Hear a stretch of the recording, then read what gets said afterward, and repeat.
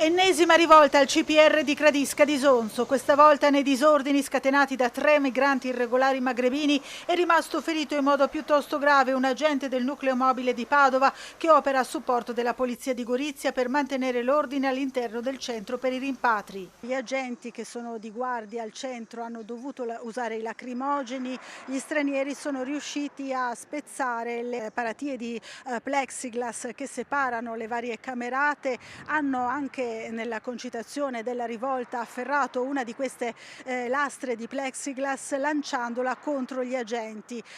Un agente di polizia del reparto mobile di Padova è rimasto ferito in maniera piuttosto seria, ha riportato un grosso taglio al ginocchio, 15 punti per lui e 20 giorni di prognosi. Altri 2 agenti di polizia intervenuti per sedare la rivolta hanno riportato qualche contusione ma non hanno dovuto ricorrere alle cure dei sanitari. Nessun migrante trattenuto e nessun operatore della cooperativa che gestisce il centro è rimasto ferito. La struttura, ha fatto sapere il prefetto di Gorizia Raffaele Ricciardi, ha subito gravi e importanti vandalizzazioni da parte degli ospiti, ma la situazione resta sotto controllo e una ditta specializzata si è già occupata del riatto. Una situazione incresciosa, ha commentato il prefetto, che comunque non ha minimamente ridotto la capienza e la funzionalità del CPR. Sono in atto operazioni di bonifica, abbiamo visto molti movimenti di camion della polizia, dei carabinieri, dell'esercito, proprio per verificare che la situazione sia tornata effettivamente sotto controllo.